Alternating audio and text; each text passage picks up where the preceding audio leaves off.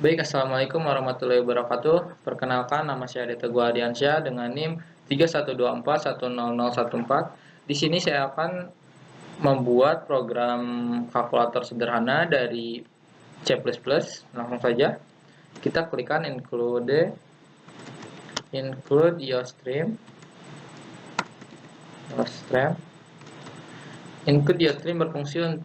Include IOStream ada sebuah library yang berfungsi untuk input output. Oke, langsung saja. Using namespace std untuk memudahkan kita supaya di setiap awal statement kita tidak perlu mengetikkan seperti ini std.2.2. Nah, lalu kita buat int main buka kurung return 0. Nah, di sini kita buat variabel. Sebagai contoh, saya akan membuat variabel int a, b, sama hasil.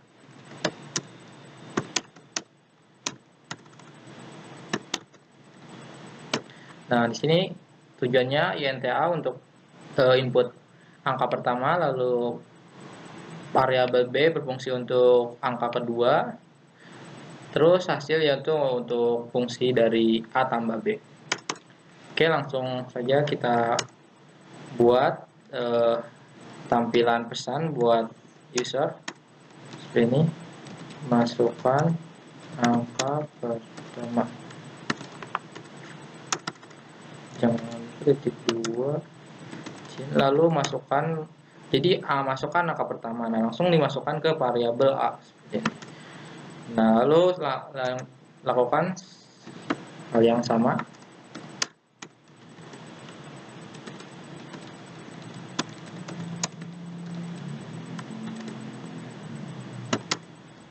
Masukkan ke variabel b. Lalu kita buat supaya si hasil ini ada hasilnya gitu, ada isinya gitu. Ya, ini adalah operator. Jadi hasil sama dengan a tambah b. Lalu kita tampilkan variabel hasil itu di pesan ya, untuk menampilkan jumlah hasilnya tersebut. Oke. Seperti biasa pakai cout.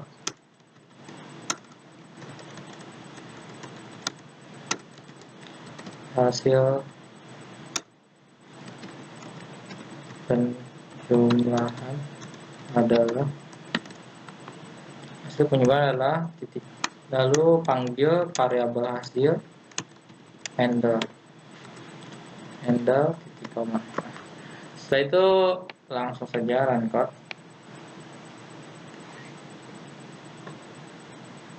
Masukkan angka pertama contoh 10, angka kedua 5. Hasil penjumlahannya adalah 15. Oke, berarti berhasil program kalkulator. Terima kasih.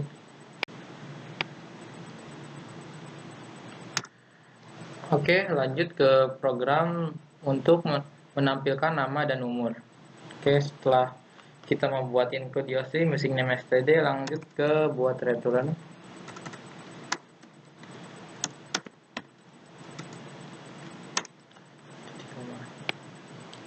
Nah, di sini kita akan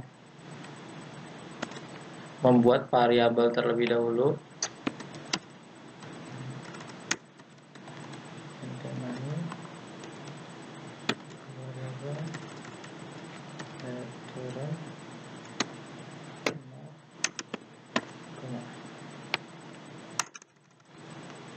Oke, buat variabel.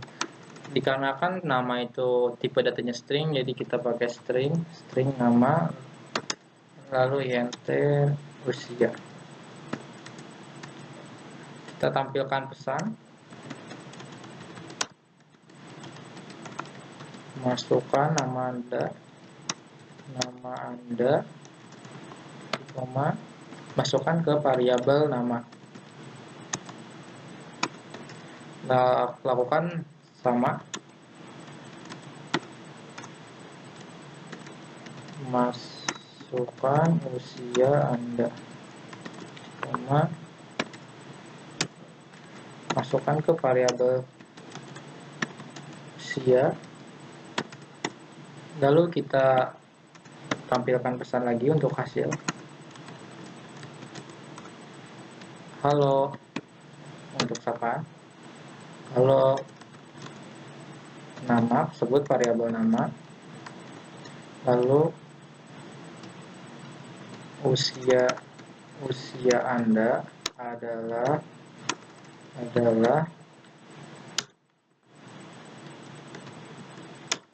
sebut lagi variabel usia. Lalu tahun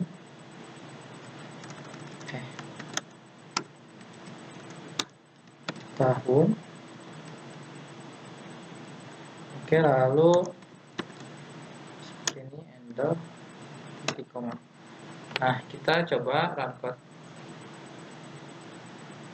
Oke, jalan. Masukkan nama Anda, Teguh. Masukkan usia Anda 15 tahun. Kalau Teguh usia Anda adalah 15 tahun. Biar lebih bagus di sini di Teguh usia Anda adalah Teguh usia. Nah, di sini kita pakai spasi biar lebih bagus.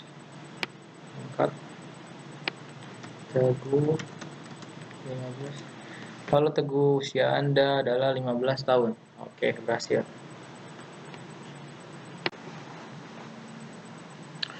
Oke, lanjut ke program konversi suhu. Oke, di sini kita buat variabel dengan tipe data float. Kenapa float? Karena kalau INT kan hanya fokus ke angka 1, 2, 3 tanpa koma. Kalau float bisa tanpa koma, bisa dengan koma. Float contoh Celsius, lalu Fahrenheit. Nah, kita mempunyai dua variabel Celsius sama Fahrenheit. Lalu kita seperti biasa kita buat cout untuk menampilkan pesan. Masukkan suhu dalam Celsius.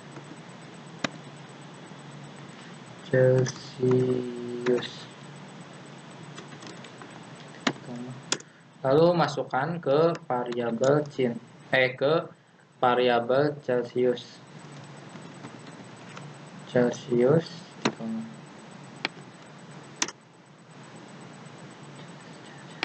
Lalu kita buat si Fahrenheit itu jadi operator supaya dia bisa menghitung. Caranya Fahrenheit sama dengan kurung pelawak buka kurung 9.0 bagi 5.0. Nah, ini rumusnya. Kali Celsius tambah 32. Lalu masukkan buat cout untuk menampilkan hasil. Cout suhu dalam Fahrenheit, lalu suhu dalam Fahrenheit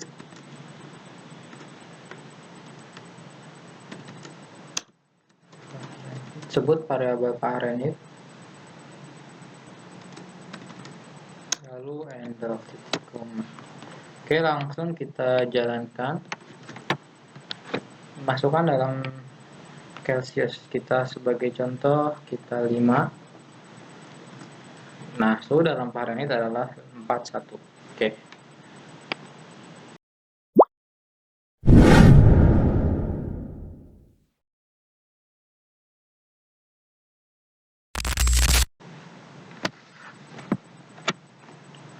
Oke, lanjut ke percabangan IPLC. Oke, pertama seperti biasa include your stream using namespace std int main. Lanjut ke pertama kita buat terlebih dahulu variabel angka, lalu cout tampilkan untuk menampilkan pesan, masukkan angka,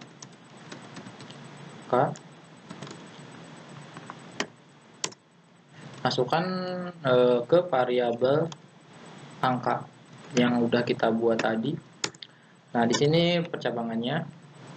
Di sini kita menggunakan nah, if ini. Jadi kalau diterjemahkan, jika angka kurang dari 0, lalu kurawal cout angka positif lalu enter koma, lanjut ke else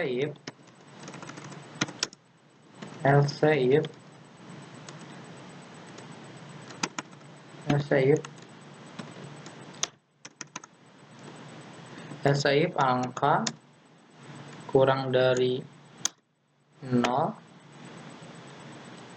maaf untuk ini angka lebih dari 0. Jika angka lebih dari 0 maka angka positif, lalu jika angka kurang dari 0 maka hasilnya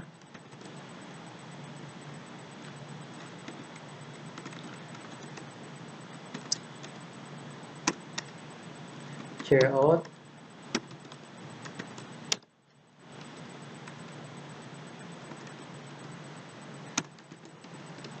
angka negatif enter. Lanjut ke percabangan ketiga, else.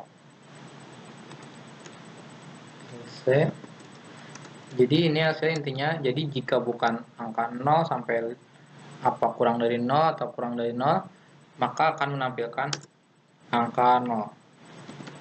Cout angka 0.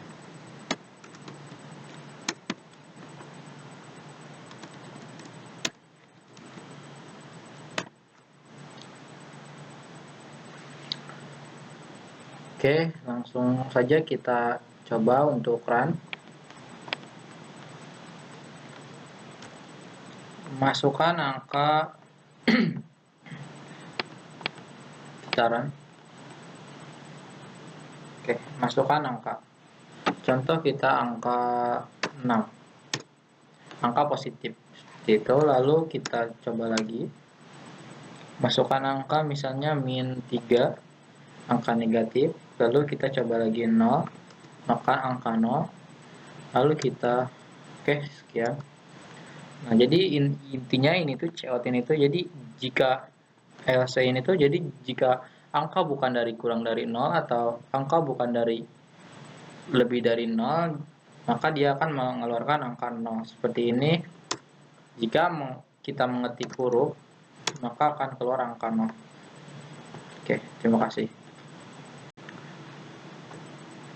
Oke, kali ini saya akan membuat program menentukan, jadi jika nilai 60 maka akan dinyatakan lulus, tapi jika tidak maka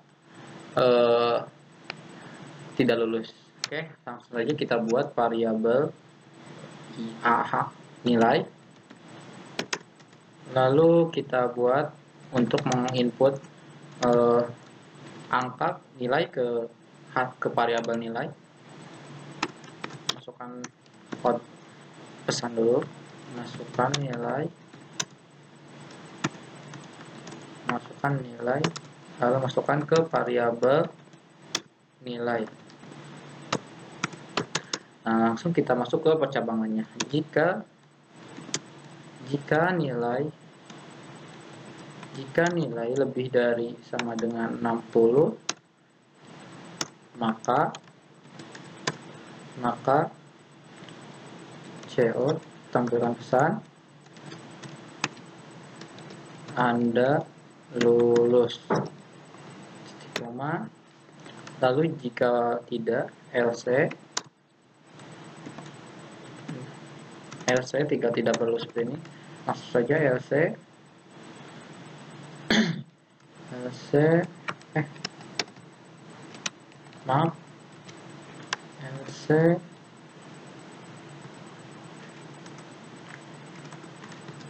cout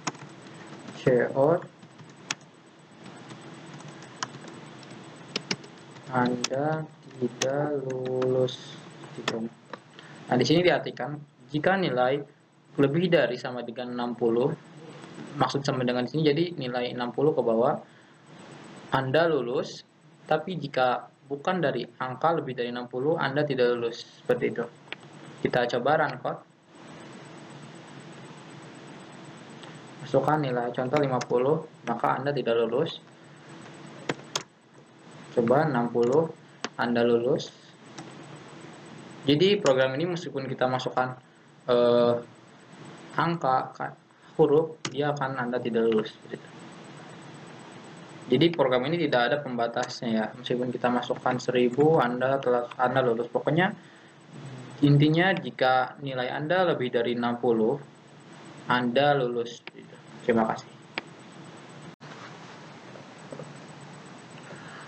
Oke, lanjut ke program switch case. Program ini untuk program kali ini jadi misalnya kita input angka 1 maka keluar angka Senin, angka 2 Selasa, angka 3 Rabu, begitupun seterusnya. Oke, pertama kita buat variabel hari. Lalu kita buat seperti biasa untuk menginput cout, masukkan nomor hari 1 sampai 7,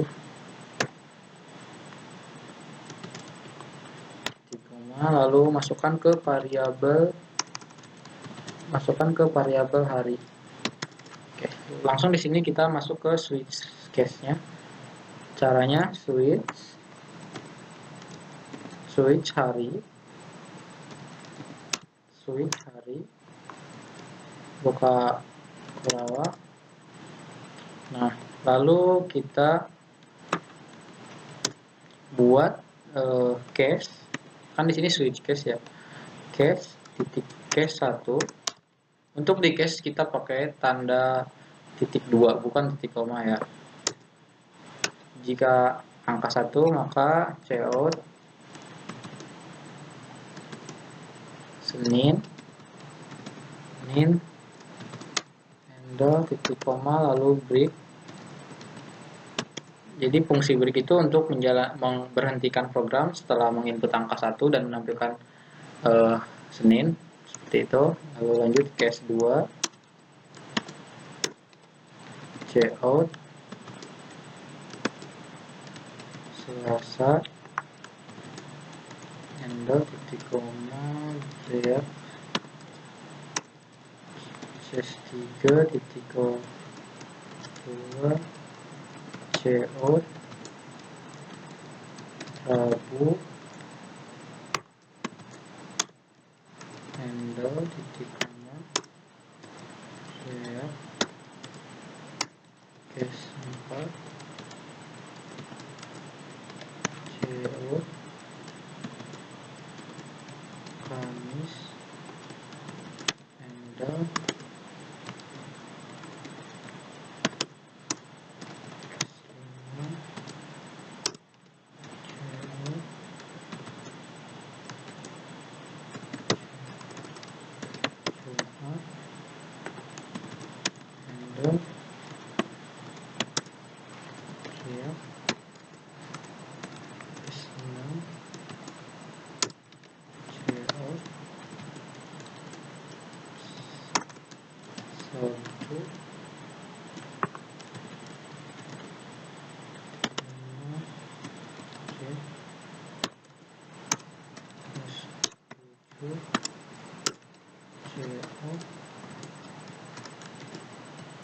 Minggu, handle. Oke. Lalu kita buat kita buat defaultnya. Jadi jika si user tidak masukkan angka selain 1 sampai 7 maka akan muncul pesan tersebut dengan cara default titik 2 cout out. Misalnya kita akan masukkan inputan inputan salah atau tidak valid atau tidak valid. Oke, seperti itu.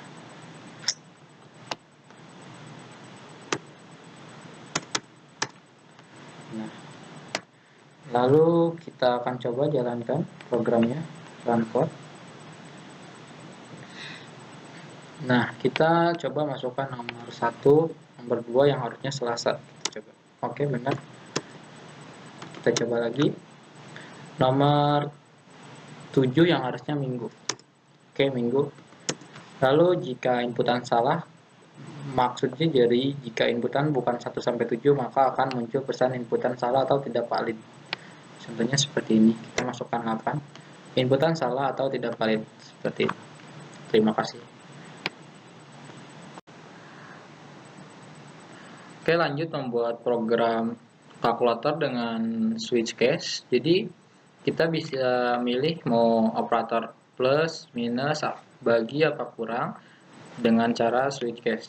Oke, langsung saja kita buat variabel, karena di sini opsi ya. Kita membutuhkan char ya, berarti kita membuat variabel dengan tipe data char. Char op. Misalnya char op kita bikin variabel op dengan tipe data char, lalu kita buat float. Karena di sini bisa saja kita menggunakan ada komanya ya. Oke, 61. Misalnya 61 62 koma. Lalu kita masukkan cout, masukkan operator plus atau plus, minus, kali, atau bagi, titik koma. Lalu kita masukkan ke variabel op. Lalu kita buat inputan untuk memasukkan ke num 1 dan num 2 dengan cara cout, masukkan angka 1, angka pertama, koma, cin num 1. Lalu sama saja masukkan angka kedua, titik koma, masukkan ke variabel num 2. Seperti itu. Lalu kita masuk ke switch case-nya ya. Dengan cara sama seperti tadi, switch op,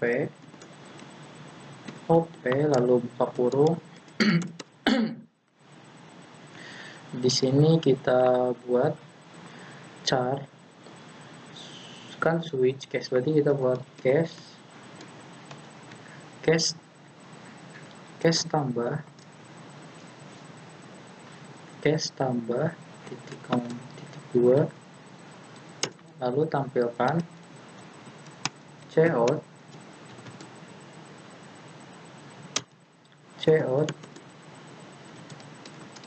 hasil penjumlahan 2, hasil penjumlahan num 1 tambah num 2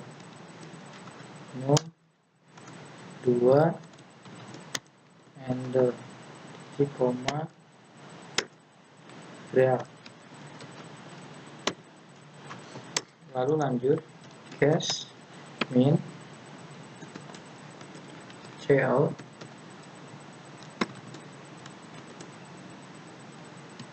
hasil pengurangan dengan masukkan num 1 min num2 handle titik koma break, lalu case min kali titik koma 2 cout hasil perkalian num1 kali num2 handle titik koma break. Nah, lalu masuk ke case 3 ke case bagi CO hasil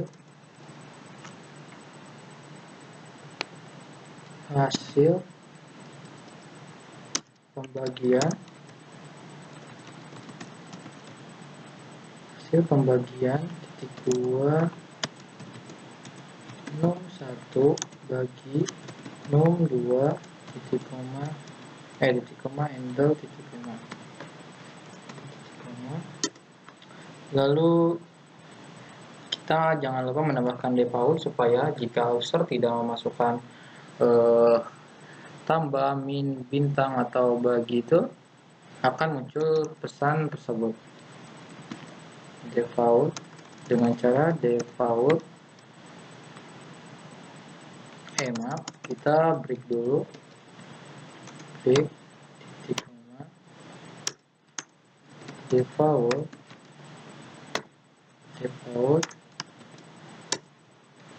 cout inputan salah, kita masukkan kayak tadi saja, tidak valid titik koma, lalu kita tutup kurung di sini, jangan lupa. Oke, kita coba jalankan terlebih dahulu.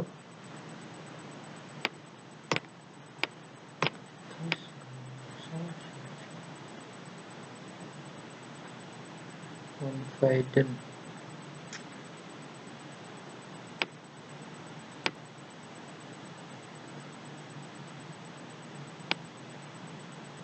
Oke, setelah itu kita coba jalankan. Nah, kita contoh tambah, masukkan angka pertama 5, masukkan angka kedua 4, hasil penyumbang 9, benar. Lalu kita coba lagi ke min 5 kurang 5 0. Oke, lalu kita coba ke inputan salah ya, misalnya kita nggak masukkan inputan tambah, min, bintang, atau tanda miring, garis miring, kita coba 88, maka dia akan bisa kita masukkan huruf. Nah, maka dia akan menampilkan inputan salah atau tidak valid, seperti itu. Di sini kita break aja supaya program tidak muncul. Jadi begitu kita program salah, langsung inputan salah, tidak valid. Oke, terima kasih. Oke, lanjut, kita membuat if else bersarang. Jadi intinya if dalam if, seperti itu. Oke, pertama kita buat int, buat variabel angka terlebih dahulu dengan tipe data integer. Lalu kita cout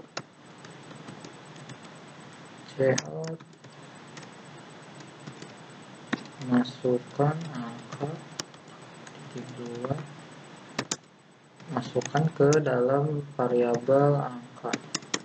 Nah, lalu kita masuk ke if-nya.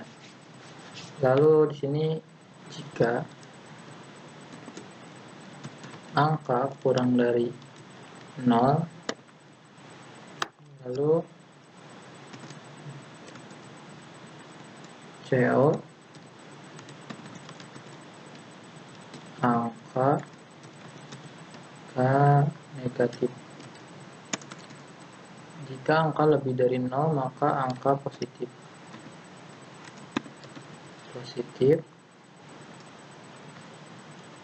Angka positif, handle, titik koma,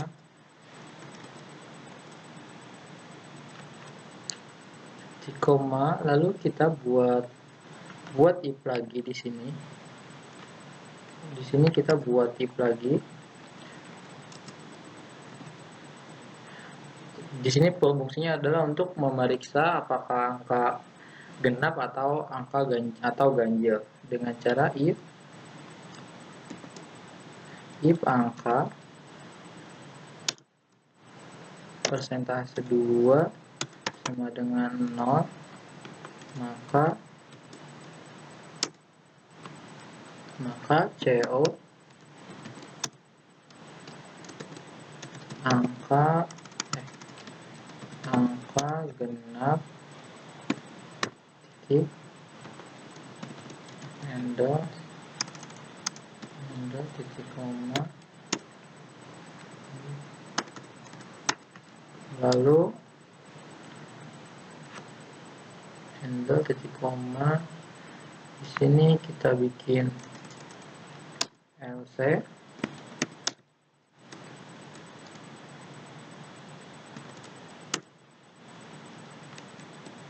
CO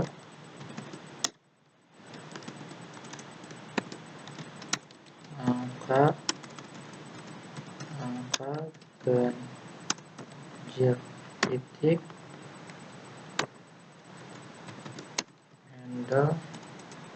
handle titik koma.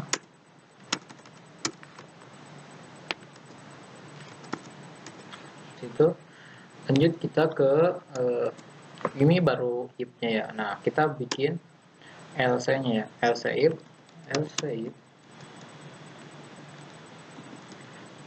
jika bukan angka kurang dari 0, maka CO angka negatif titik handle titik koma.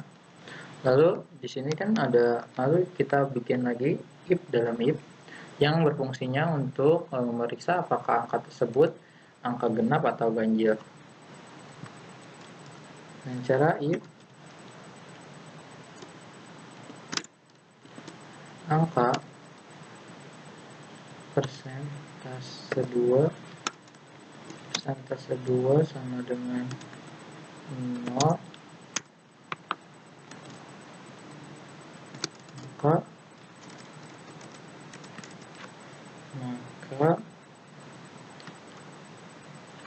CO angka ganjil genap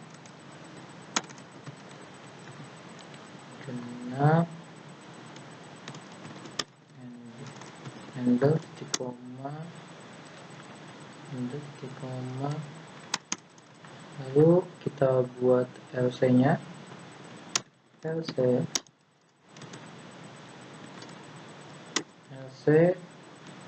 CO angka ganjil titik handle titik koma. Oke, lalu kita buat LC nya LC CO angka 0 titik handle titik koma. Oke, seperti itu. Titik koma LC handle titik koma CO.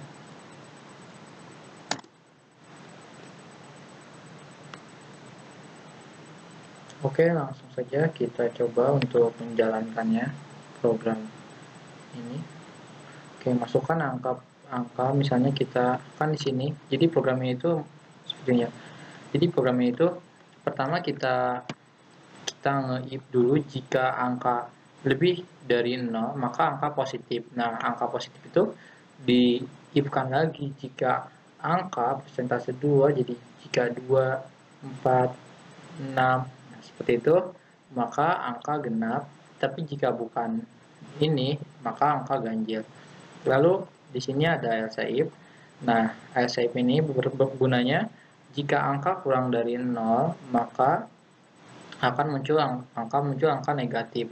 Nah, disortir lagi tuh di sini if jika angka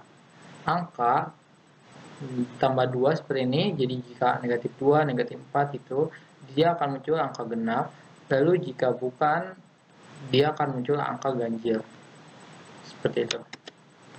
Lalu di sini else ini fungsinya untuk supaya jika user memasukkan input bukan dari angka lebih dari 0 atau kurang dari 0, maka di situ angka akan muncul angka 0 meskipun kita menginput angka huruf. Oke, kita langsung coba jalankan. Kita masukkan angka 5. Si angka 5 itu adalah angka positif yang angka ganjil. Lalu kita coba lagi 8. Dia tuh bilangan positif genap ya. Lalu coba pakai minus 6. Angka negatif kan 6. Oke. Terima kasih.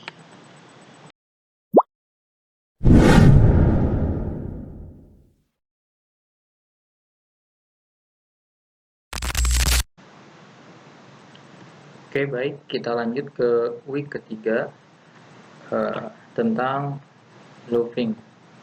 Oke, di sini saya akan membuat program looping dengan for. Langsung saja kita buat for. Kalau di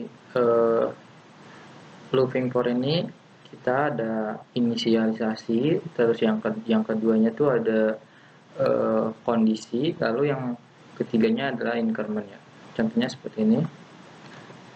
int misalnya a sama dengan int a sama dengan 1, lalu kondisinya jika a kurang dari sama dengan 5, lalu aksinya di sini aksinya akan apa tuh? Misalnya a akan terus bertambah seperti ini. Lalu kita buka, tampilkan cout, misalnya iterasi ke a. Nah, seperti itu. Nah, di sini saya mempunyai variabel a. Nah, di sini adalah inisialisasi atau kayak seperti deklarasi. Lalu di sini ada kondisi. Artinya jika a kurang dari sama dengan 5, maka si a akan berjalan, akan ditambahkan terus seperti itu. Oke, kita langsung saja run code-nya. Oke, seperti ini ya. Iterasi ke-1, iterasi kedua, begitupun seterusnya. Terima kasih. Oke, lanjut ke mencetak nilai ganjil. Di sini kita menggunakan sama seperti tadi, menggunakan for. Langsung saja for int i sama dengan 1 kurang dari sama dengan 10, maka ini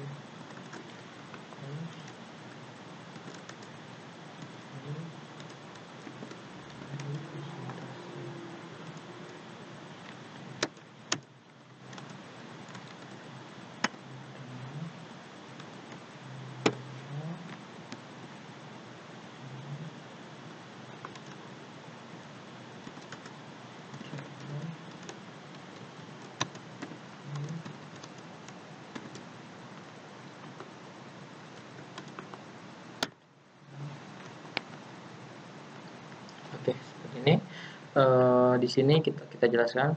Di sini ada INTI seperti yang tadi kita bahas dalam sebuah for ini. Di sini ada inisialisasi kayak atau deklarasi, lalu di sini ada kondisi. Terus yang ketiga adalah aksinya ya. Jadi intinya kita mendeklarasikan variabel i yaitu dengan nilai 1. Lalu di sini jika kondisinya jika i kurang dari 10, maka aksinya itu i bakal terus bertambah. Nah, pokoknya jika i masih kurang dari 10, i akan terus bertambah. Tapi jika sudah lewat maka i akan berhenti. Nah, lalu di sini kita kayak sortir lah ya. Di sini jika i maaf di sini persen. Nah, jika i dan arti di sini jika i tidak habis dibagi 2, maka itu angka ganjil ya. Contohnya kayak 9 kan ya. 2 2 2 2 1 kan itu angka ganjil termasuk ya. Nah, kan jika i tidak habis dibagi 2, nah ini tidak habis, maka itu bilangan ganjil. Oke, langsung saja run code. Nah, seperti ini muncul 1 3 5 7 9. Oke, terima kasih. Oke, kita lanjut ke while loop. Tadi kita menggunakan for looping, sekarang kita menggunakan while looping. Oke, di sini untuk while looping kita harus mendeklarasikannya di sini kayak int i sama dengan 1, lalu nah untuk while seperti ini, while lalu kondisinya 5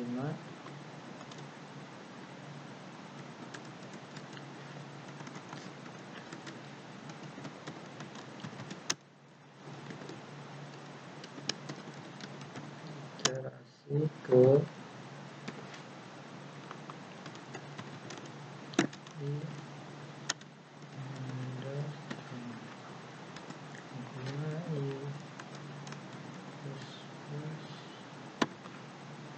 Nah, oke. Untuk while, jadi di sini kita tuliskan while terlebih dahulu, lalu kondisinya. Nah, untuk while tuh kondisinya apa sih? Deklarasinya tuh ada di luar ya. Beda seperti for. Kayak tadi kan for di sini ya di dalam sini. Untuk while di luar ya. Nah, while jika i kurang dari 5, maka iterasi ke 1, maka i akan terus sama seperti tadi ya. Incrementnya akan terus bertambah. Lalu kita coba untuk menjalankan. Nah, sama saja. Terima kasih. Oke, selanjutnya jumlah deret kita membuat deret bilangan ya.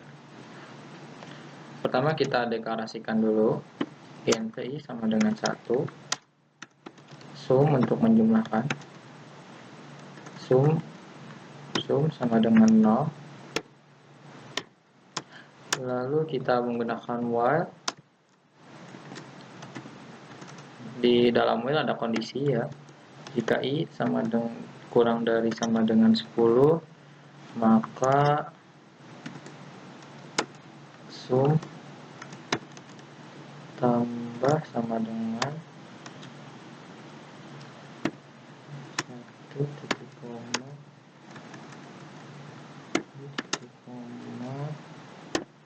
plus titik koma. Lalu kita cetak di luar while itu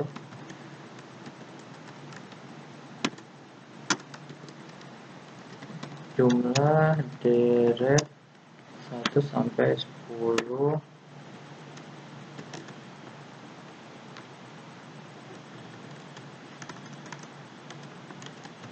sum handle titik koma. Nah, oke, di sini artinya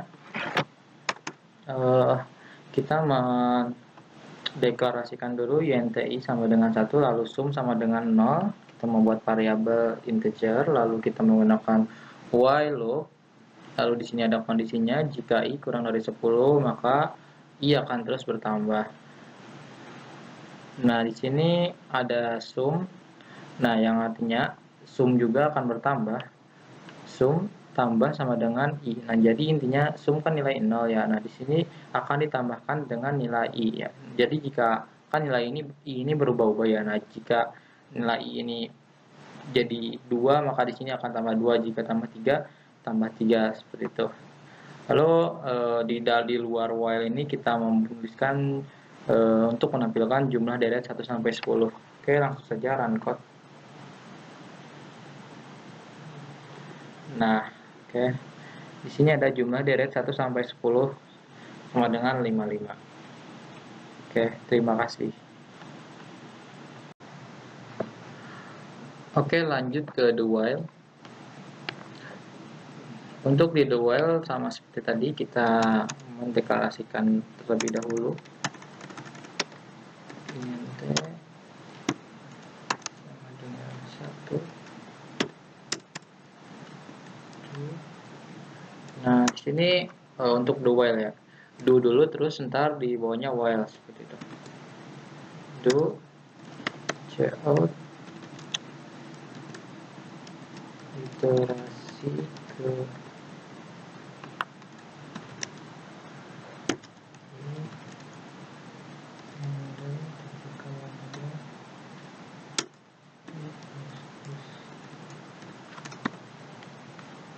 Nah, untuk while-nya di sini ya. Kan do while ya. Oke. Nah, kondisinya tuh di while-nya ya.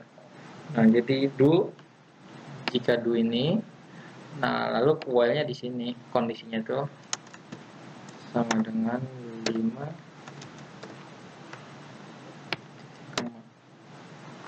Nah, jadi yang akan diulang tuh yang ada di dalam sini nih. Ya.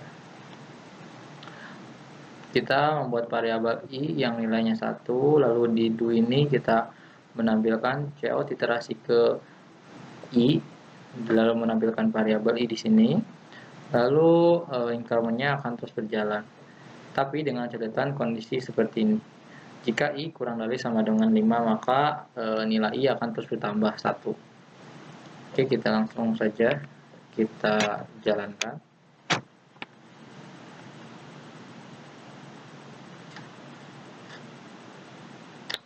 Nah, oke. Jalan ya. Terima kasih. Oke, kita lanjut ke faktorial ya.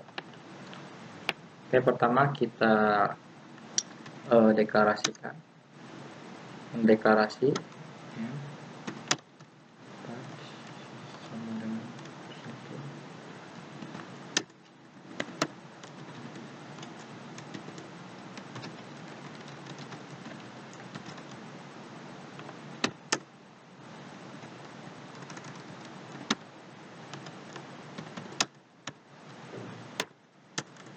Kita menggunakan looping for ya. For. Nah, untuk di for kita seperti ini. INTI sama dengan 1, yaitu ini kondisi deklarasinya. Lalu kita kondisinya ketika jika i kurang dari sama dengan n. Kenapa n? Karena di sini n masih tersembunyi di sini. N bisa diinputkan oleh user. Makanya di sini n nggak dicantumkan kayak ini pak sama dengan 1, enggak ya. Misalnya n akan diinputkan oleh user, akan menerima data dari user seperti itu. Lalu aksinya incrementnya i++. Nah, di sini kita ketikkan, kita membutuhkan faktorial ya di sini buat variabel fact. Nah, untuk incrementnya kita bisa kali sama dengan i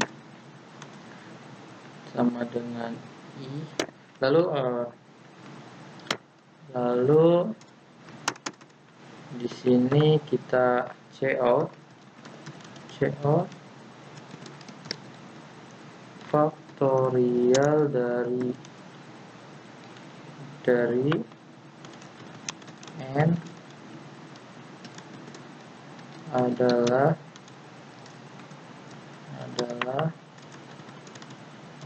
faktorial handle. Nah, di sini kita membuat variabel n sama pak. Yang n ini masih kosong nilainya, untuk pak ada nilai 1. Lalu di sini kita suruh user masukkan nilai untuk n. Nah, kita masuk ke loopingan for.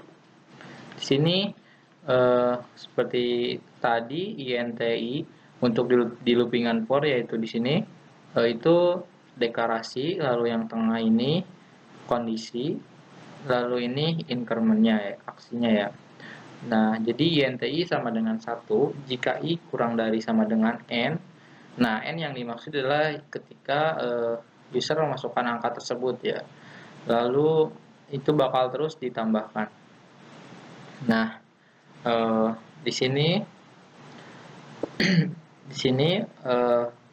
faktorial. Nah, untuk variabel faktorial ini kan hasilnya 1 ya. Nah, 1 itu dikali nilai I. Nah, yang mana nilai ini akan terus berubah-ubah setiap iterasinya atau setiap loopingnya kan. Oke. Di sini menampilkan faktorial dari n. Nah, faktorial dari n yaitu nilai dari nilai n ini kan berubah-ubah di sini, lalu faktorialnya akan hasilnya dari sini kali sama dengan I. Oke, langsung saja kita run code. Nah, misalnya contoh 5. Faktorial dari 5 adalah 120 ya, benar. Oke, terima kasih. Oke, selanjutnya kita akan menghitung total elemen dalam array ya. Oke. Pertama kita buat variabel int r sama dengan, lalu masukkan yang ada di array, nilai yang ada di array, misalnya 1, 2, 3, 4, 5.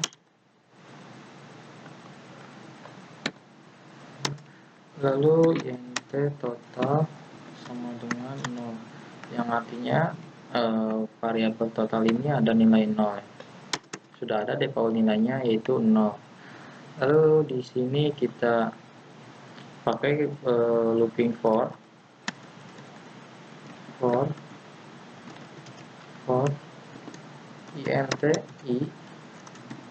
INTI sama dengan 0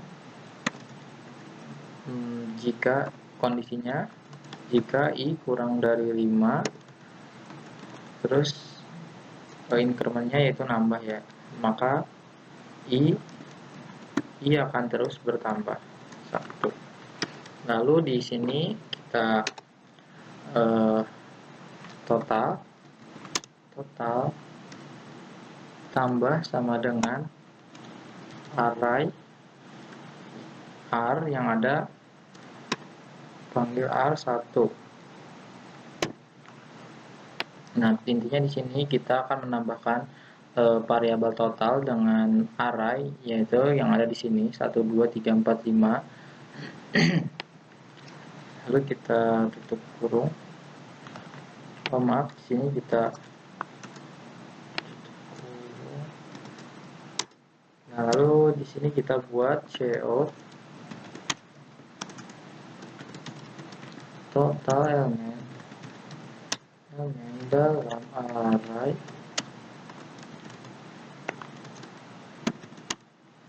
total handle. Oke, kita langsung saja run code. Kodenya untuk di sini ada error. Oke, langsung saja kita run code. Nah, total elemen dalam array adalah 15 ya.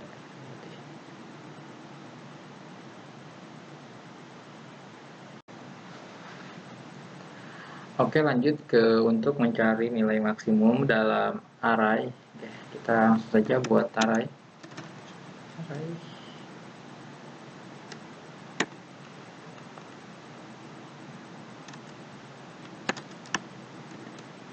Misalnya 10, 25, 5, 17, 30. Nah, ntar kita akan mencari nilai maksimum dalam array itu. Max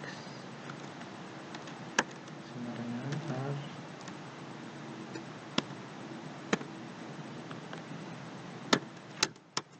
Oke, kita menggunakan looping for di sini. For INTI sama dengan 1 I kurang dari 5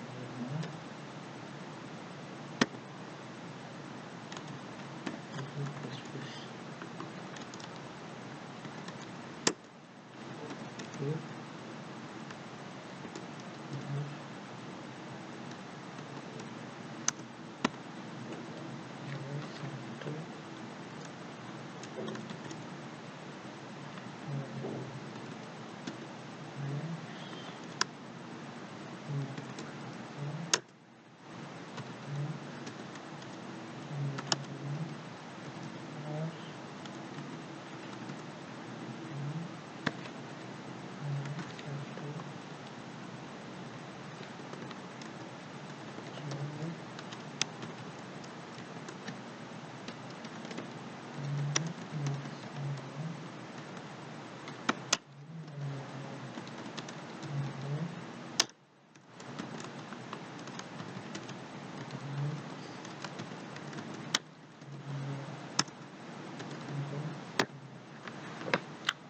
Oke, di sini akan mencari nilai maksimum dalam array dalam ini.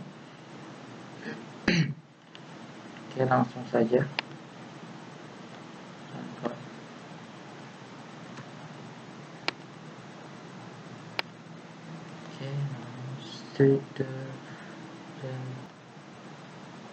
Oke, langsung saja kita run code. Nah, nilai maksimum dalam array tersebut yaitu 30 ya. Oke, terima kasih.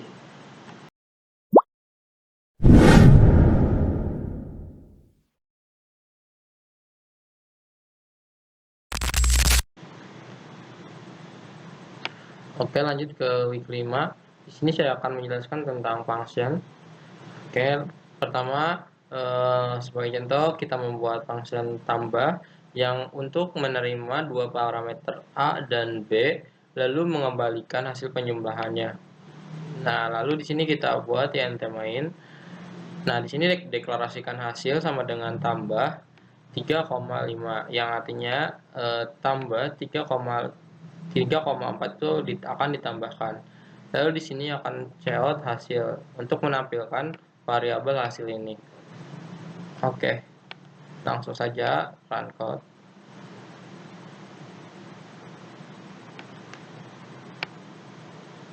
Hasilnya adalah 7, 3 tambah 4. Oke. Oke, lanjut ke function void. Di sini seperti biasa kita buat function void yang bernama tampilkan pesan. Nah, di function ini kita hanya menampilkan halo selamat datang.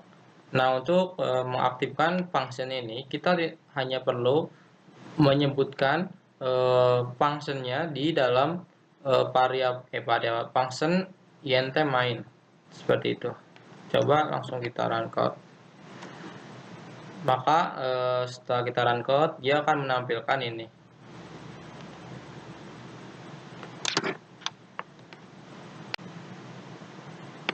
Lanjut untuk menghitung luas lingkaran. Nah, di sini kita membuat function hitung luas dengan tipe data double. Nah, lalu kita kembalikan nilai, lalu masukkan rumus untuk hitung luas jari-jari, yaitu 3,14 kali R kali R. R ini ntar akan dimasukkan di jari-jari. Lalu membuat function main. Lalu kita buat variabel jari-jari. variabel jari-jari, lalu cout masukkan jari-jari, masukkan ke variabel jari-jari, lalu tampilkan untuk hasilnya yaitu cout luas lingkaran. Nah, di sini kita panggil function hitung luas, yaitu untuk berfungsi untuk menghitung jari-jari.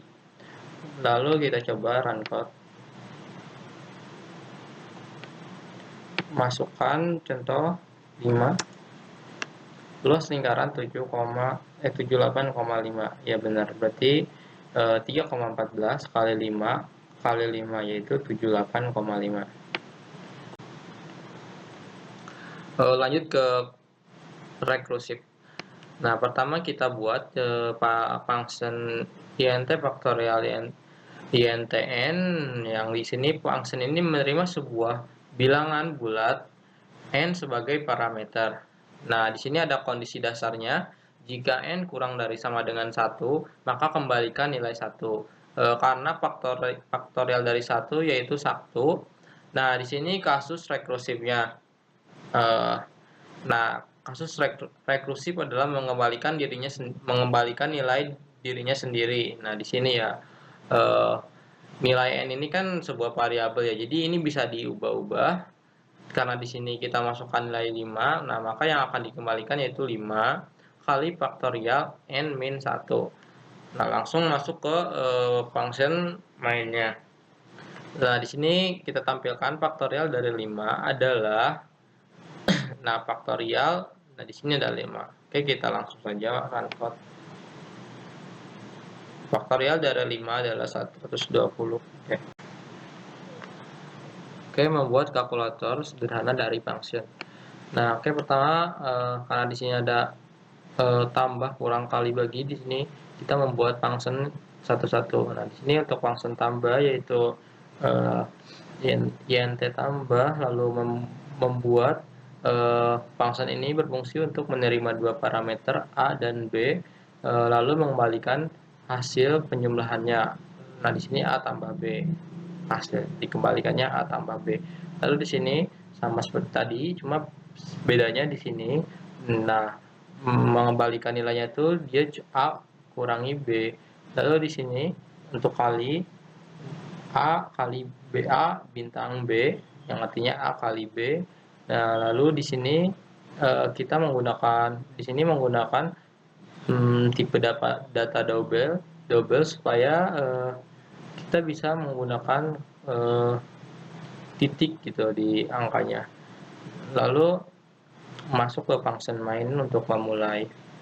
Nah, di sini INTA sama dengan 10, lalu B sama dengan 2. Nah, yang artinya di sini udah ada masing-masing. Nah, di sini tuh A tambah B itu ini udah ada nilainya, yaitu A-nya 10, B-nya 2.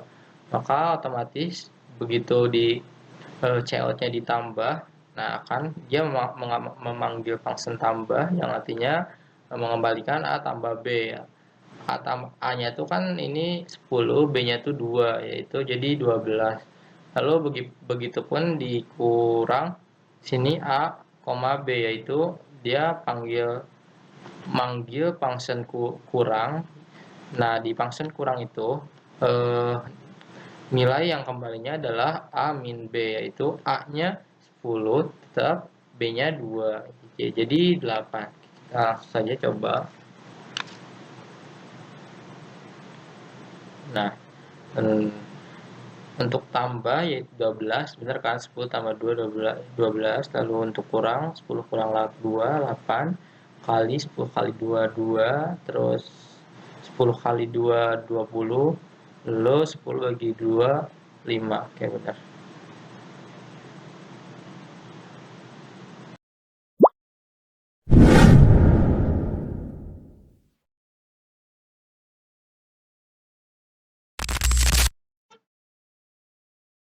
Oke, lanjut ke array ya. Nah, di sini ada variabel array dengan nama ARR yang bisa menampung 5 bilangan bulat.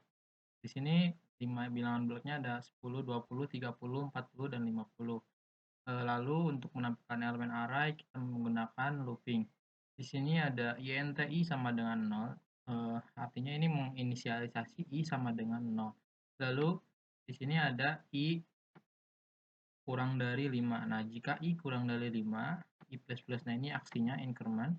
Jadi secara lengkap, nah ini INTI sama dengan 0 jika ini kondisinya, jika I kurang dari 5, maka variabel I akan terus bertambah 1 gitu. Nah, di sini langsung menampilkan elemen ke, lalu panggil variabel I-nya. Nah, variabel I ini akan terus bertambah ya, dikarenakan ada increment ini. Akan terus bertambah jika I kurang dari 5. Nah, lalu panggil variabel array-nya dan return 0, kembalikan nilai, nggak ada nilai yang dikembalikan gitu. Lalu run code.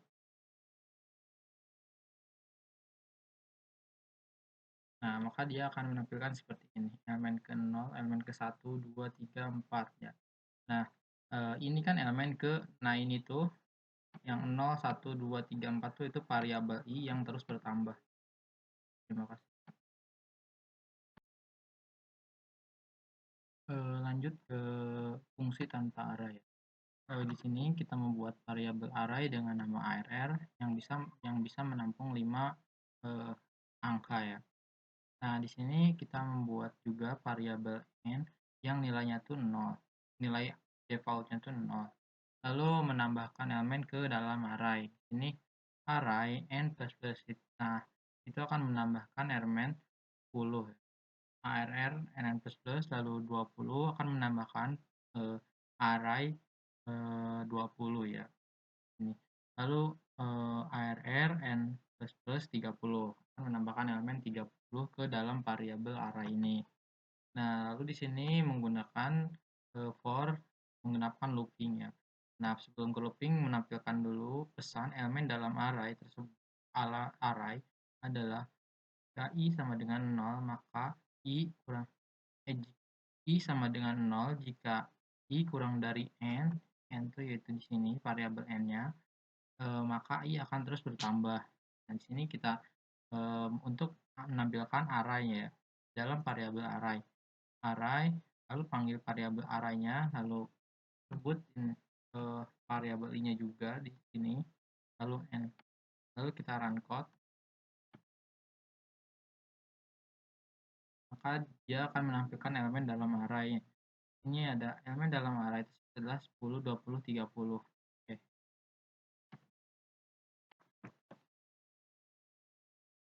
Oke, lanjut ke membuat studi kasus. Di sini ada int arr 3, 5, 10, 15. Baris ini di sini membuat variabel array dengan nama arr yang bisa menampung 3 bilangan bulat. Nah, 3 bilangan bulat itu ada 5, 10, dan 15.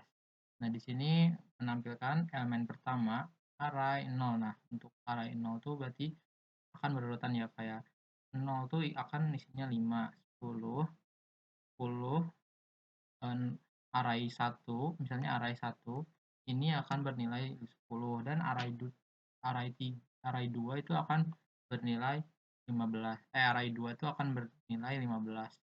Nah, di sini kalau 0 ya kita langsung saja run code, maka di sini akan menampilkan elemen pertama yaitu 5. Jika ini elemen 1 berarti 10 ya. Oke, benar. Terima kasih. Oke, lanjut ke implementasi stack di C++. Nah, di sini stack NTS itu untuk membuat stack kosong untuk menyimpan bilangan bulat. Dikarenakan ini integer ya, jadi ini untuk menyimpan bilangan bulat. Di sini push 1, push 2, push 3 itu untuk mengisi nilai 1 di stack, lalu push 2 untuk mengisi nilai 2 di stack, lalu 3 mengisi nilai 3 di stack. Nah, di sini menampilkan elemen top top. Nah, di sini kan menampilkan di sini menyebutkan variabel top. Berarti untuk menampilkan variabel teratas ya. Nah, di sini membuat lagi pop. Nah, ini untuk menghapus elemen teratas yaitu 3. Nah, Lalu di sini menampilkan elemen teratas setelah pop. Layout setelah pop, elemen teratas, stop, return. Oke, langsung saja run code. Elemen teratas yaitu 3 ya, karena nilai tertingginya itu 3. Setelah pop, elemen teratas 2. Oke, terima kasih. Oke, lanjut ke pengimplementasian antrian ya. QEW. Nah, di sini ada key, int key. Di sini kita membuat sebuah antrian yang bernama key dan hanya bisa menampung bilangan bulat ya, karena di sini integer ya. Lalu kipus 10, kipus 20, kipus 30 ini kita menambahkan 3 angka yaitu 10, 20, dan 30 ke belakang antrian. Nah, jadi urutannya menjadi 10, 20, 30. 10 itu paling depan ini. Lalu di sini kita menampilkan elemen depan, lalu memanggil variabel keyFront yang berfungsi untuk mencetak angka yang paling depan dalam antrian, yaitu di sini 10. Lalu cout setelah pop elemen depan keyFront.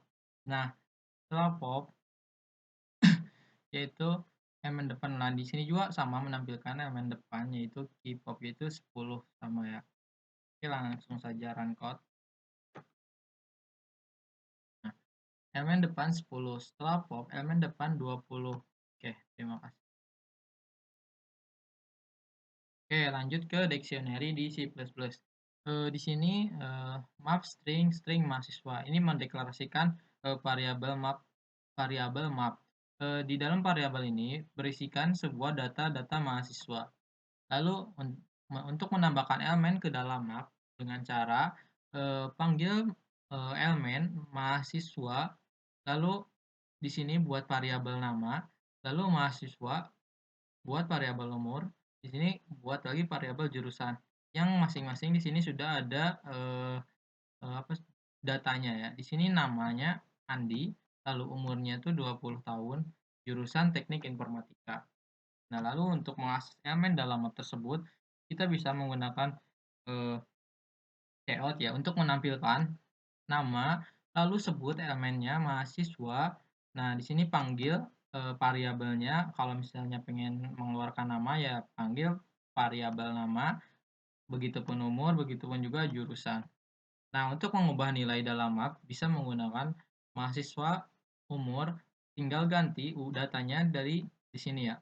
Umur sama dengan 21. Nah, jadi mahasiswa umur sama dengan 21. Nah, yang di sini tuh, yang di sini otomatis bakal terubah di sini. Setelah mengubah umur mahasiswa akan menjadi 21. Nah, di sini jika mau menghapus elemen dalam map bisa menggunakan mahasiswa.erase. Nah, di sini kita misalnya di sini ada contoh untuk menghapus elemen jurusan. Bisa menggunakan mahasiswa titik erase lalu panggil variabel elemennya yaitu jurusan. Nah, maka di sini lalu setelah menghapus jurusan. Nah, lalu di sini otomatis eh, elemen mahasiswa jurusan ini akan terhapus. Oke. Lalu menampilkan seluruh elemen dalam map. Bisa menggunakan looping, auto, dan elemen mahasiswa. Lalu cout, elemen freeze, elemen second. Lalu run. Nah, maka akan menampilkan nama Andi, umur 21, jurusan Teknik Informatika, setelah mengubah umur jadi 21 ya. Nah, setelah menghapus jurusan, nama Andi 21. Oke. Oke, lanjut ke mengurutkan daftar nilai di C++. Nah, pertama kita mendeklarasikan deklarasi array dengan beberapa nilai. Di sini ada int nilai dalam di sini membuat array dengan nama nilai yang ada di dalam array ini ada 5 bilangan bulat yaitu 90, 70, 80, 60 dan 85. Ya. Nah, lalu di sini kita mendeklarasikan juga intn sama dengan seed of nilai 0 menentukan ukuran array. Nah, di sini kita mengurutkan array secara ascending yaitu sortir nilai plus n. Nah, lalu di sini menampilkan arah yang telah diurutkan. Lalu cout data nilai yang telah diurutkan. Nah, di sini menggunakan looping for. INTI sama dengan 0, jika I kurang dari N, maka I akan terus bertambah. Lalu cout nilai I. Cout ender. Mengurutkan array secara descending. Nah, di sini sortir, sort nilai. Nilai tambah N tambah N. Berarti variabel nilai ini akan terus bertambah. Nah, lalu menampilkan array yang telah diurutkan dengan menggunakan looping. Ya, di sini ada INTI sama dengan 0, lalu jika I kurang dari 0, maka jika I kurang dari N, maka I akan terus bertambah, lalu cout nilai I. Nah, oke, langsung saja run code. Nah, data nilai yang tadi diurutkan ascending 60, 70, 80, 85, 90. Lalu daftar nilai yang telah diurutkan 90, 85, 80, 70, 60. Jadi yang pertama ini dari yang terkecil sampai terbesar, di sini dari terbesar sampai terkecil ya.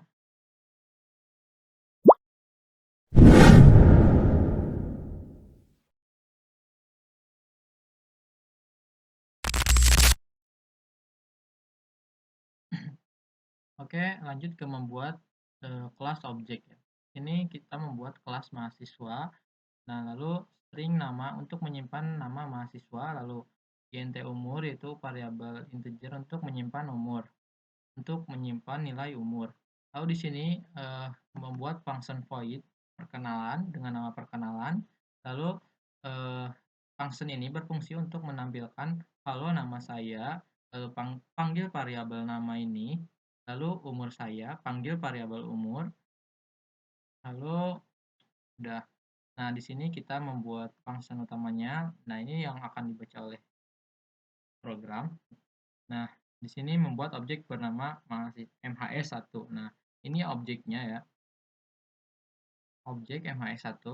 Lalu untuk mengisi data MHS objek ini, MHS1 ini, kita bisa menggunakan MHS titik nama untuk mengisi eh, variabel namanya ya. MHS1 itu akan berisi nama Andi. Lalu MHS1 juga akan berumur 20 ya. Ini. Nah, untuk memanggil function perkenalan bisa langsung MHS titik MHS1 titik lalu panggil functionnya, function perkenalan. Nah, oke. Otomatis kita langsung run code. Nah, di sini akan menampilkan kalau nama saya Andi, umur saya 20 tahun. Oke, lanjut ke encapsulation. Di sini ada kelas mahasiswa, lalu di sini ada private string namanya. Di sini adalah untuk menyembunyikan string nama ya. Lalu di sini ada publik. Di publik ini ada dua function yaitu set nama untuk set nama n sama dengan n. Nah, function ini untuk berfungsi untuk mengganti nama dari variabel n ya. Nah, lalu di sini ada string get nama. Di sini untuk memanggil nilai nama itu tersendiri. Lalu di sini ada int main. Biasa ini function pertama ya utama. Lalu di sini mahasiswa MHS. Nah, di sini ada objeknya. Ini membuat di sini membuat objek MHS. Lalu di sini MHS set nama Andi. Nah, di sini berfungsi untuk objek MHS ini diberi nama Andi ya. Dikasih nama Andi. Lalu layout nama MHS get nama. Nah, di sini untuk menampilkan get nama ya. Di sini untuk menampilkan nama dari variabel ini. Oke. Lalu run code. Nah, di sini akan menampilkan nama sama dengan Andi. Oke, lanjut ke pewarisan. Di sini ada kelas orang. Di kelas orang ini ada function void menyapa. Ya, itu halo saya orang. Lalu di sini ada juga kelas mahasiswa yang diwarisi dari kelas publik orang. Nah, di sini di kelas mahasiswa ini ada function void belajar, yaitu saya belajar. Nah, lalu ke sini. Nah, di sini kita membuat objek ya, mahasiswa, objeknya MHS ya di sini. Nah, di sini MHS menyapa, maka akan mengeluarkan ini ya, menyapa, lalu MHS belajar maka akan mengeluarkan function ini, belajar, saya belajar. Nah, di sini kan mahasiswa itu nggak ada ya, nggak ada function, eee, untuk menyapa ya di sini.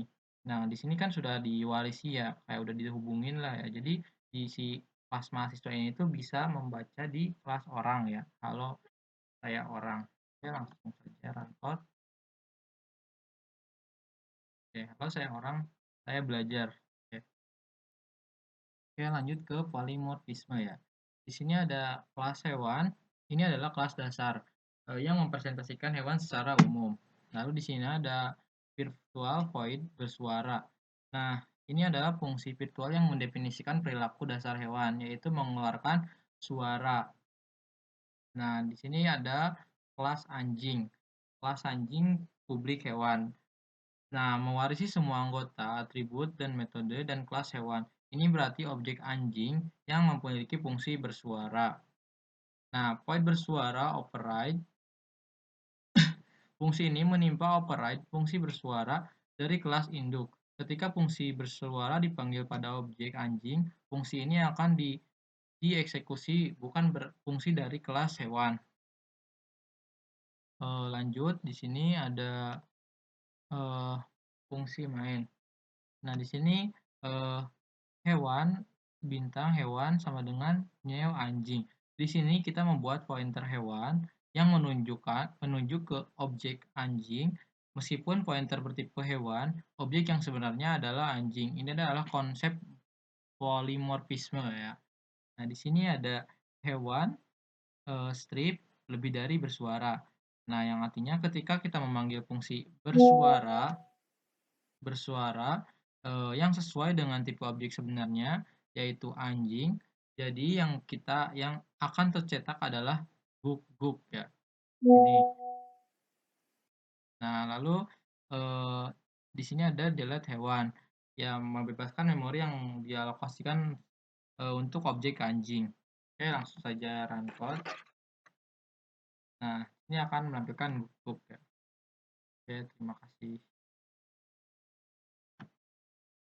Oke, lanjut ke studi kasusnya. Nah, di sini ada kelas kendaraan. Di dalam kelas kendaraan ini ada string merek, eee, lalu INT kecepatan. Nah, di sini string merek itu, membuat variabel merek dengan tipe data string, lalu ini, membuat variabel kecepatan dengan tipe data INT. Nah, di sini ada function void dengan nama info.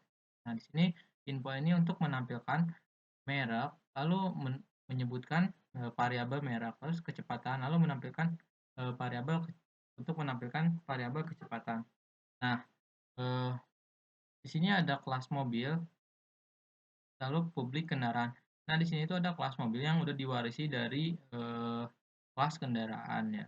Nah, di kelas mobil ini ada function mengemudi, lalu di sini ada function mengemudi yang, menampilkan mobil mengemudi.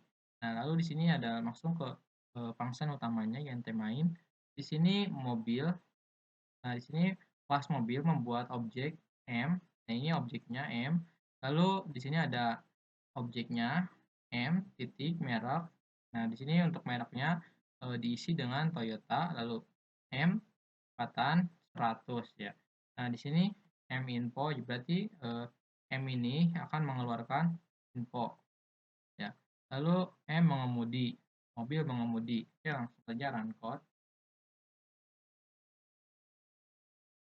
Nah, merek merek Toyota kecepatan 100, mobil mengemudi. Oke.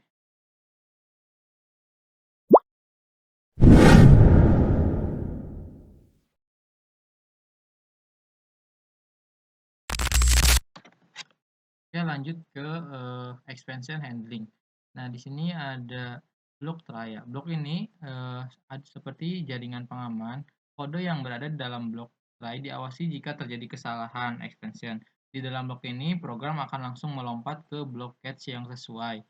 Nah, di dalam blok try ini ada, INTA sama dengan 10, B sama dengan 0. Nah, di sini kita mendeklarasikan dua variabel integer, A dengan nilai 0 dan A dengan nilai 10 dan B sama dengan 0. Lalu di sini if B sama dengan 0. Nah, jika nilai B adalah 0, maka akan terjadi kesalahan pembagian dengan 0. Dalam kondisi ini, program akan taruh error pembagian dalam 0. Lalu ke blok try kedua. Di sini ada catch const char E.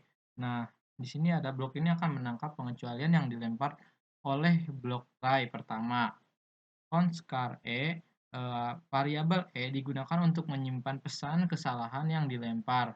Lalu cout dan sebut variabel E dan idle.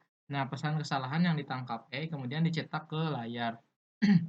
Nah, lalu kita coba run code. Nah, ini ada kesalahan-kesalahannya. Oke, terima kasih. Oke, lanjut ke menangkap beberapa expression ya. Di sini ada ini kita membuat variabel A dan B dengan tipe data integer, lalu cout masukkan angka pertama, in A di sini untuk berfungsi untuk memasukkan nilai ke variabel A, dan lalu di sini cout masukkan angka kedua, lalu cin B berfungsi untuk memasukkan nilai nilai ke variabel B. Nah, ini ada if B sama dengan 00. Jika nilai B adalah 0, maka akan dilempar pengecualian runtime error. Nah, dengan pesan error pembagian dengan 0. Lalu di sini ada mencegah dengan angka negatif. Nah, ini if A kurang dari 0, lalu ada B kurang dari 0. Nah, jika nilai A atau B negatif, maka akan dilempar pengecualian invalid argument dengan pesan error angka tidak boleh negatif. Lalu cout hasil untuk menampilkan hasil. Jika ada pengecualian yang terjadi, maka hasil pembagian akan ditampilkan. Lalu di sini ada catch count runtime error. Blockage ini akan menangkap pengecualian runtime error yang dilempar jika terjadi pembagian dengan 0. Lalu di sini ada catch count invalid argument and block catch ini akan menangkap pengecualian invalid argument yang dilempar jika ada angka negatif. Lalu catch ini block catch ini akan menangkap semua jenis pengecualian yang tidak ditangkap oleh blockade sebelumnya. Ini berguna untuk menangani situasi yang tidak terduga ya. Lalu return 0. Oke, langsung saja run code. Kan angka pertama misalnya 10, 2. Oke, berhasil. Lanjut ke debugging ya. Sini ada INTA sama dengan 10, B sama dengan 0. Ini mendeklarasikan dua variabel bertipe integer atau bilangan bulat A dan B. A diberi nilai 10 dan B diberi nilai 0. Nah, lalu di sini ada ini cout nilai A, lalu memanggil variabel A, lalu cout nilai B, lalu memanggil variabel B untuk menampilkan variabel tersebut. Nah, di sini ada if B sama dengan 0. Nah, ini adalah pernyataan jika kondisi di dalam kurang B sama di dalam kurung B sama dengan 0 bernilai besar, yaitu jika B sama dengan 0, maka blok kode di dalam kurung kurawal akan dijalankan. Lalu cout hasil. Nah, lalu if B sama dengan 0, jika B sama dengan 0, cout error pembagian dengan 0. Nah, lalu else jika B tidak sama dengan 0, nah ini jika B tidak sama dengan 0, cout hasil A shift B, A garis miring B, enter. Cetak. Oke, langsung saja run code. Nilai A sama dengan 10, nilai B sama dengan 0. Error pembagian dengan 0.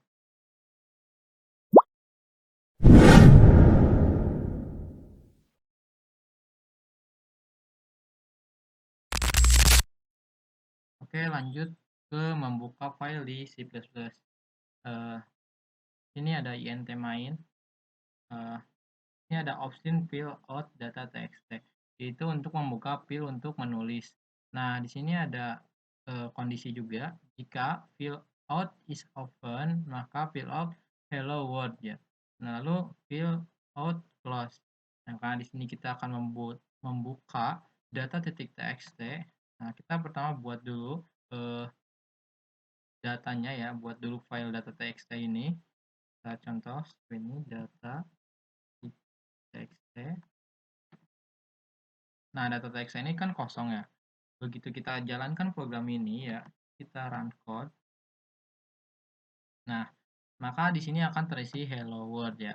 Di sini kan ada fill out. Nah, di sini untuk menulis hello world ke data.txt ini. Oke, terima kasih.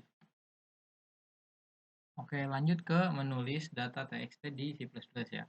Nah, di sini ada option fill out untuk membuka data.txt. Nah, di sini ada fill out, lalu lebih dari cout penulisan data ke file. Nah, di sini fungsinya untuk menuliskan data ke file ini ya, data.txt ini.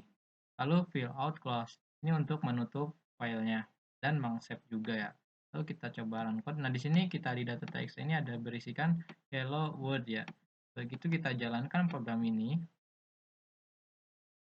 Nah, maka di sini akan diubah jadi contoh penulisan data ke file. Oke, terima kasih. Oke, lanjut ke membaca data juga di C++. Nah, di sini ada file in, ifstream file in. Nah, ini mendeklarasikan sebuah objek file in dari kelas ifstream ya.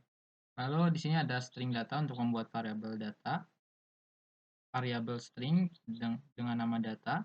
Lalu di sini ada kondisi ya. Jadi di sini ada if file is open while adalah metode yang mengembalikan true jika berhasil dibuka dan false jika gagal dibuka. Nah, lalu di sini ada while getLine file in data. Nah, di sini adalah fungsi yang digunakan untuk membaca satu baris data dari file. Nah, di sini ada cout data. Nah, mencetak baris yang telah dibaca data ke layar. Nah, kita langsung saja. Nah, di sini ada file in class untuk menutup file datanya. Lalu run code. Nah, kita berhasil membaca data di sini, membaca data yang ada di data.txt ini. Nah, oke, terima kasih. Oke, lanjut ke menyimpan data nilai di C++. Nah, di sini ada option file out. Nah, di sini kita membuka nilai .txt ya. Nah, di sini file out 85 N90 N78. Nah, di sini untuk mencetak tulisan 85 enter, 90 enter, dan 78 enter ke data ini, ke nilai .txt. Lalu fill out close untuk mengclose datanya ya. Karena di sini kita membuka nilai .txt, kita terbuat terlebih dahulu nilai .txt-nya, datanya, filenya. Nah, di sini kan kosong ya. Setelah kita run code ini akan menulis ini ya, 859078. Nah, 859078. Oke, pasti. Oke, lanjut ke membaca daftar nilai di C++ ya. Membaca daftar nilai txt ini ya. Nah, di sini ifstream file in ini adalah tipe data dalam C++ yang digunakan untuk membaca data dari sebuah file. File ini adalah nama variabel yang digunakan untuk mempresentasikan objek ifstream ini. Nah, nilai txt ini adalah data ya, data nilai ini, file ya, berupa file. Nah, di sini kita menggunakan while. While ini adalah while-nya ada sebuah looping yang akan berjalan selama kondisi di dalam kurung bernilai benar gitu. Nah, di sini ada while lebih besar 2 kali lalu nilai. Bagian ini melakukan dua hal, membaca sebuah angka dari file dan menyimpan ke dalam variabel nilai. Nah, lalu cout nilai lalu panggil variabel nilainya untuk menampilkan, lalu handle. Nah, file enclose ini untuk meng-close filenya dan meng-save juga. Oke, langsung run code. Nah, di sini akan membaca yang ada di file nilai.txt ini. 859078. Oke.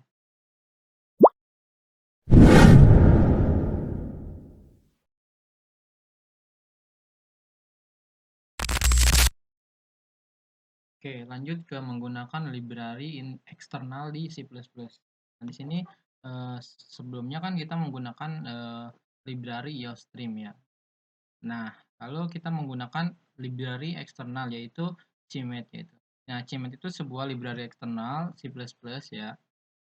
Lalu di sini kita seperti biasa using namespace std, lalu int main function utamanya. Nah, di sini ada double x sama dengan sqrt25. Nah, double x ini mendeklarasikan sebuah variabel bernama x dengan tipe data double.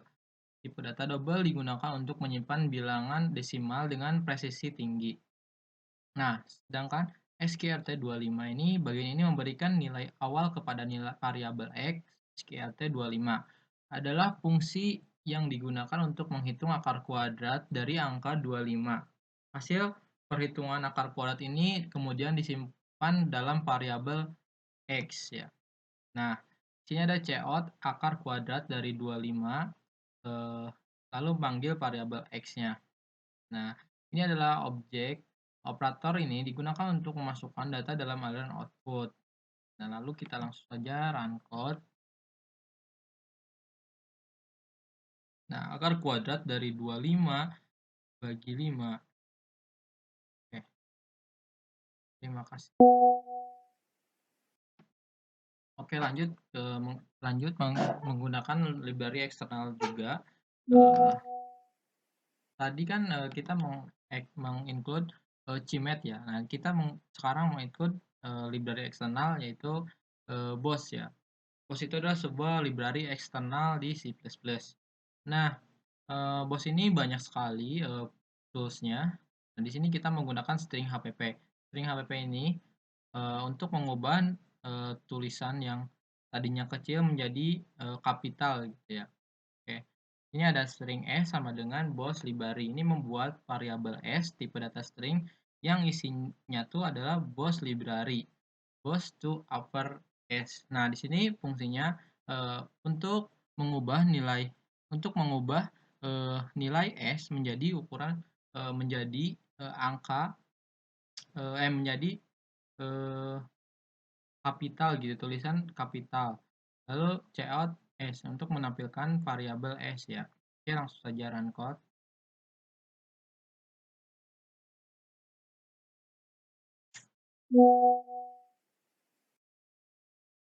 Kita run code. Nah, kita langsung diubah ya dari tadinya tulisannya kecil ya, BOSS library, jadi kapital semua. Oke. Oke, lanjut memakai eksternal lagi. Ini menggunakan CMake lagi ya. Di sini seperti biasa include IOStream, lalu include CMake. Ini adalah library eksternal ya. Lalu using namespace std ya. Nah, di sini ada int main, ini ada function utama ya. Nah, ada lagi double radians. Nah, ini mendeklarasikan variabel radian dengan tipe data double ya.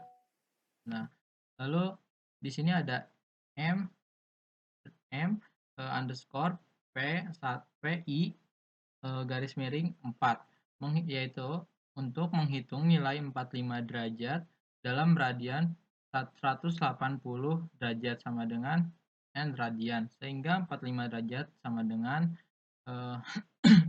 sin radian. Nah, di sini ada cout sin 45 derajat, lalu memanggil variabel sin radian n. Nah, di sini ada objek ya. Nah, ini objek yang digunakan untuk mencetak output ya ini. Nah, lalu di sini sin radian ini adalah memanggil function sin untuk menghitung sinus dari sudut dalam radian yang disimpan dalam variabel radian. Nah, lalu ini adalah operator untuk memasukkan data ke dalam aliran output dan handle ya. Oke, langsung saja kita coba run code. Nah, sin 45 derajat sama dengan 0,707107. Oke, terima kasih.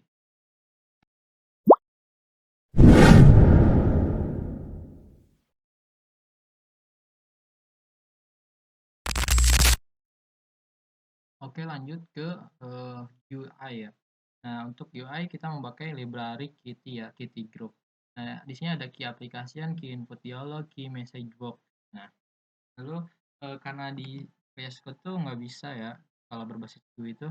Nah, seperti ini munculnya. Nah, kita membutuhkan aplikasi Kitty. Nah, di sini kita pastikan dulu kodenya di sini. Nah, kita jelaskan include key application, include key input dialog, include key message box. Ini untuk berfungsi untuk menginclude library tersebut. Lalu di sini ada key application F, ARGC, dan ARGP. Baris ini membuat objek aplikasi Qt. Objek F bertanggung jawab untuk mengelola aplikasi dan menangani interaksi dengan sistem operasi. Lalu ada bool OK. Dan key string dialog get text 0 input dialog masukkan data dan masukkan nama Anda.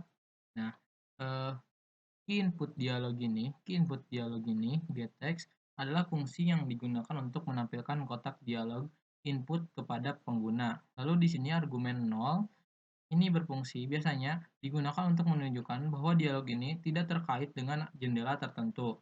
Nah, lalu argumen kedua ini input dialog. Nah, adalah judul dari kotak dialog. Lalu masukkan nama Anda. Untuk masukkan nama Anda ya. Nah, lalu di sini ada if okay and tanda tanya ya, text is empty. Lalu key message box information halo halo tambah teks ya. Nah, key message box information ini adalah fungsi yang maaf, sebelumnya di sini ada if oke ya.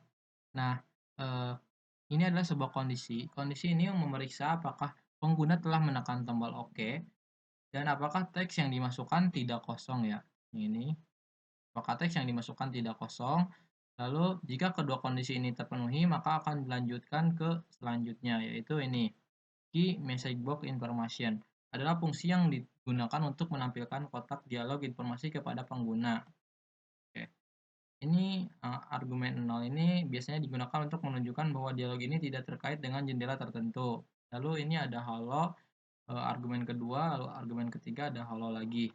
Oke, langsung saja kita, karena ini programnya adalah aplikasi ya, kita build terlebih dahulu dengan cara Ctrl Shift B ya. Nah, proses build akan berjalan di sini. Nah, kalau sudah selesai kita run ya dengan cara Ctrl langsung saja di sini.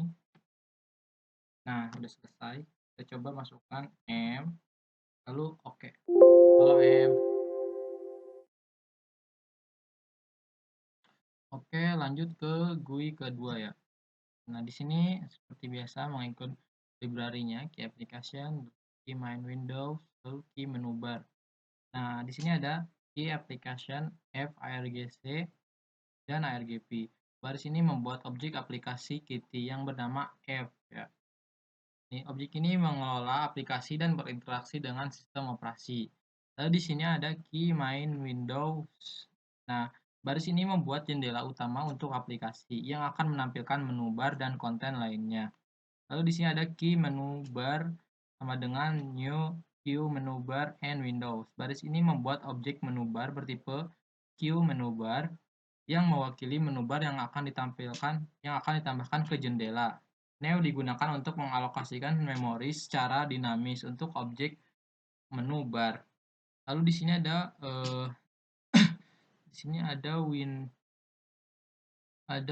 queue menu bar, key main Windows ya. Key main Windows. Nah, baris ini membuat jendela utama tambahkan menu bar.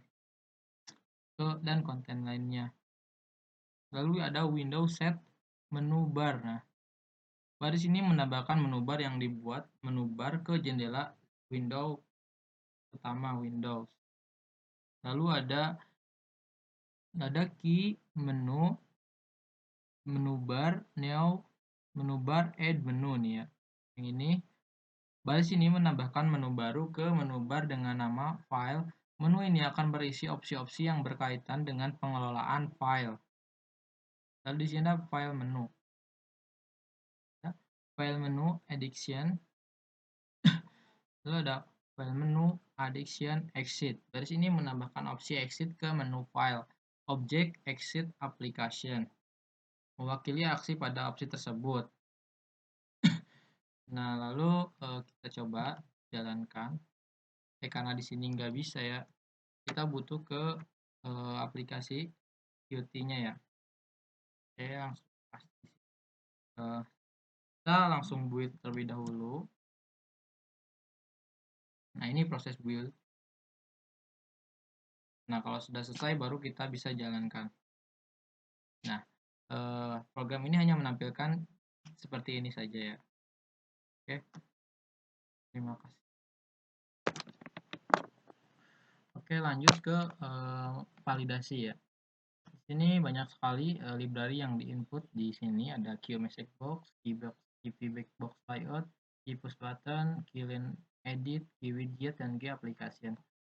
Nah, di sini membuat aplikasi ya dengan nama app. Lalu di sini QWidget window ini window set window title validasi form. Ini untuk membuat jendela utama. Lalu ada di sini ada lagi QLine Edit, input file, new QLine Edit window, lalu QPush button, validation button, new QPush button, validasi window. Ini berfungsi untuk membuat elemen GUI-nya ya. Lalu di sini kita membuat layout untuk letak-letak elemennya ya. QBox layout sama dengan new QBox layout. Layout add widget ya. Ini kita panggil widget, input file. Lalu add widget lagi, validation button. Ini untuk button validasinya ya, tombol validation. Window set layout. Nah, lalu setelah itu kita buat validasi input ketika tombol diklik. Nah, ini adalah prosesnya ya. Ini ada key object connect, validation button, key push button, klik ya. Key string input file. Nah, lalu kita buat variabel bool dengan nama isNumeric, input toolin, cek apakah input berupa angka ini. Lalu kita menggunakan kondisi ya. Di sini ada valid. Di sini jika isNumeric QMessageBox window valid. Nah, jika berupa angka ya, ini akan terprint valid, input valid. Nah, lalu jika bukan berupa angka, dia akan menampilkan invalid, input harus berupa angka. Nah, lalu window show untuk menampilkan jendela aplikasi.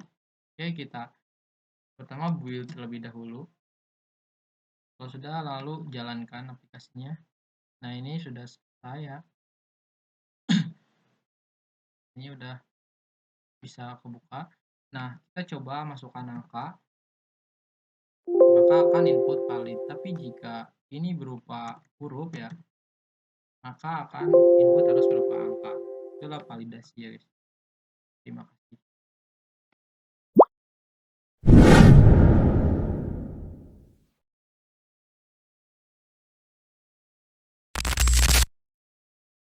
Oke, lanjut ke week 14, mengimplementasi heap di C++. Oke, di sini pertama include IOStream berfungsi untuk menginclude library IOStream yang berfungsi untuk input output. Lalu di sini ada include QE yang artinya berfungsi untuk menginclude library QE. Lalu di sini ada using namespace std supaya di tiap statement kita nggak perlu menambahkan std.2. Lalu masuk ke function utama ya, int main. Nah, di sini ada priority queue int maxif yang berarti elemen terbesar berada di bagian atas ya, maxif. Nah, lalu di sini ada max heap push 10, max heap push 5, max heap push 7. Nah, di sini berfungsi untuk menambahkan elemen ke dalam heap ya. Push itu untuk menambahkan elemen ke dalam heap. Nah, lalu di sini untuk menampilkan pesan count max, lalu manggil variabel max heap top. Nah, max heap top ini berfungsi untuk mengembalikan elemen maksimum tanpa menghapusnya. Ini max heap top. Lalu di sini ada juga max heap pop yang berfungsi untuk menghapus elemen maksimum dari heap. Lalu kita coba return, maka dia akan mencari nilai terbesar. Nah, elemen yang nilainya terbesar ada 10. Oke, terima kasih. Oke, lanjut merepresentasi graf di C++. Di sini ada include Yoastream untuk menginclude library Yoastream input output, lalu ada include vector untuk untuk memasukkan library vector. Lalu di sini dia ada using namespace std yang berfungsi untuk supaya di setiap statement kita tidak perlu menambahkan std. Lalu di sini ada masuk ke fungsi pertamanya. Nah, di sini ada vektor int graph 4. Nah, di sini untuk membuat graf berbentuk vektor 2 dimensi untuk mempresentasikan daftar adjeksi dengan 4 node. Artinya setiap node memiliki daftar node yang lain yang terhubung dengannya. Nah, di sini ada graf node yang terhubung ke 1 dan 2, lalu di sini ada graf 1 yang terhubung ke 3, lalu ada graf 2 yang terhubung ke 3, dan lalu ada graf 3 yang tidak terhubung ke manapun gitu. Lalu di sini ada ini seperti biasa untuk menampilkan pesan di outputnya node 0 connects to. Nah, lalu ini menggunakan for ya, for for looping untuk mencetak semua yang terhubung dengan node 0. Nah, lalu di sini kan ada graph 0 ya. Nah, ini ada memanggil variabel p-nya, lalu program akan menampilkan yang terhubung dengan 0 dari node 0 ini. Kita coba run code. Nah, node 0 connect to 1 dan 2 ya.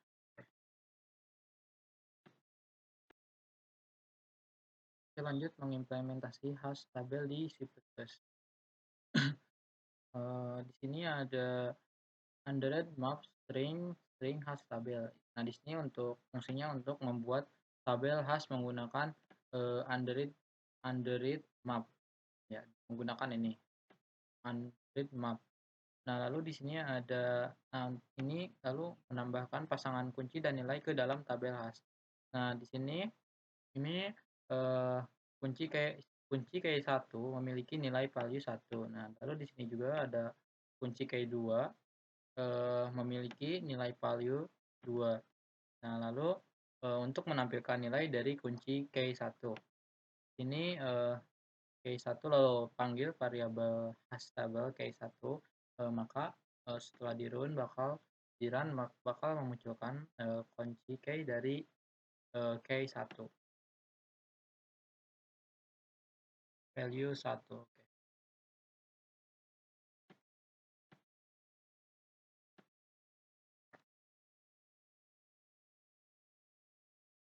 Kita lanjut ke mengimplementasi BSD di C++. Di sini ada variabel value untuk menyimpan node. Lalu di sini ada pointer ke anak kiri. Lalu ada juga node right, pointer ke anak kanan. Nah, di sini node intv value v left null ptr right null ptr. Nah, di sini adalah konstruktur untuk inisialisasi node dengan nilai tertentu. Nah, lanjut ke function main. Nah, di function main itu, di function main ini, membuat objek ya, membuat objek node untuk root dengan nilai 10 menggunakan new node 10, lalu menambahkan anak kiri dengan nilai 5 lalu menambahkan juga, eee, anak kanan dengan nilai 15. Nah, lalu lanjut mencetak, nilai root value dengan menggunakan cout. Ini ada cout root value, lalu panggil variabelnya root value, maka ini, langsung saja kita run code. Nah, dia bakal mengeluarkan, eee, root root value ya, berarti node root-nya, root utamanya ya, root utamanya 10 ya. Oke, benar sih.